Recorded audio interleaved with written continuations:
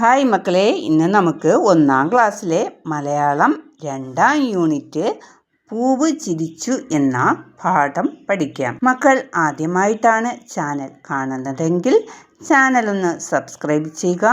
Video ഇഷ്ടമായാൽ വീഡിയോയ്ക്ക് like ചെയ്ത് ടീച്ചറിനെ സപ്പോർട്ട് ചെയ്യണേ. മക്കളെ, ചിത്രത്തിൽ എന്താ കാണുന്നത്? ഒരു ചെടി നിൽപ്പുണ്ട് അല്ലേ? ചെടി വളരെ ഹാപ്പിയാണ് അല്ലേ? സന്തോഷത്തിലാണ് ചെടി നിൽക്കുന്നത്. കാരണം ചെടിയിൽ ഒരു മൊട്ടും പൂവും ഉണ്ട് അല്ലേ? പിന്നെ മഴ മാറിയിട്ടാണ് അല്ലേ? മഴ പെയ്ത് ചെടിക്ക് ആവശ്യത്തിനുള്ള വെള്ളമെല്ലാം കിട്ടിയിട്ടുണ്ട് അല്ലേ? അപ്പോൾ ചെടി വളരെയധികം ഹാപ്പി ആയിട്ടാണ് നിൽക്കുന്നത്. സന്തോഷത്തോടെ നിൽക്കുമ്പോൾ അവിടെ കൂടെ ഒരു കുരുവി പറന്നു പോയപ്പോൾ കുരുവിയെ വിളിക്കുകയാണ്. എന്താണ്? പൂവിലെ തേൻ കുടിക്കാൻ വേണ്ടി കുരുവിയെ വിളിക്കുന്നു. മക്കളെ, മക്കൾക്ക് ഇഷ്ടമാണോ ചെടിയൊക്കെ വളർത്താൻ? പൂവൊക്കെ കാണാൻ ഇഷ്ടമാണോ? പൂവ് പറിച്ച് തലയിൽ വയ്ക്കാൻ ഇഷ്ടമാണോ? ടീച്ചറിന് ചെടി വളർത്താനൊക്കെ ഭയങ്കര ഇഷ്ടമാണ് കേട്ടോ. മക്കളെ, നമുക്കിനി വായിക്കാം. മഴ മാറി. ചെടി എന്താ പറയുന്നത്? കുരുവി കുരുവി വാ കുരുവി എന്നാണ് പറയുന്നത്. ചെടി എന്തിനു വേണ്ടിയാ കുരുവിയെ വിളിക്കുന്നത്? പൂവിലെ തേൻ നുകരാൻ വേണ്ടി, തേൻ കുടിക്കാൻ വേണ്ടി. അടുത്ത് എന്താ എഴുതിയിരിക്കുന്നത്?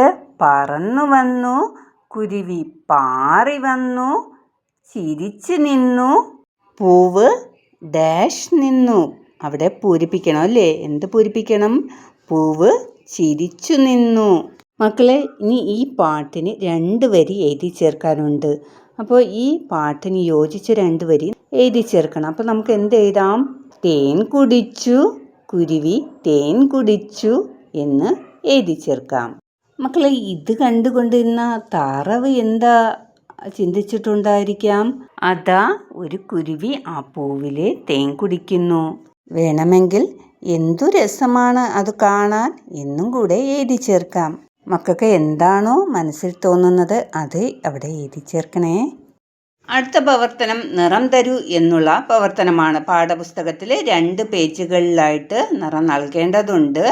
ചിത്രത്തിൽ കുറച്ച് ചെടികളുണ്ട്, ചെടികളിൽ പൂക്കളുണ്ട്, പിന്നെ ഒരു വാഴയുണ്ട്, പിന്നെ കുറച്ച് ജീവികളുണ്ട്. എന്തൊക്കെ ജീവികളാണ്? പൂമ്പാറ്റകളുണ്ട്, വവ്വാലുണ്ട്, അണ്ണാനുണ്ട്. ഇതിന് അനുയോജ്യമായിട്ടുള്ള നിറം നൽകണം.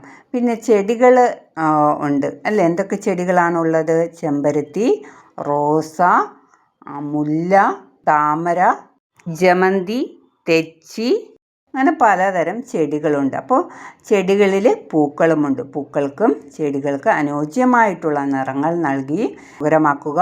അതുപോലെ തന്നെ പൂമ്പാറ്റയ്ക്കും വവ്വാലിനും വാഴയ്ക്കും വാഴക്കുലയ്ക്കും അണ്ണാനും ഒക്കെ അനുയോജ്യമായിട്ടുള്ള നിറം നൽകി ചിത്രം മനോഹരമാക്കി മാറ്റുക.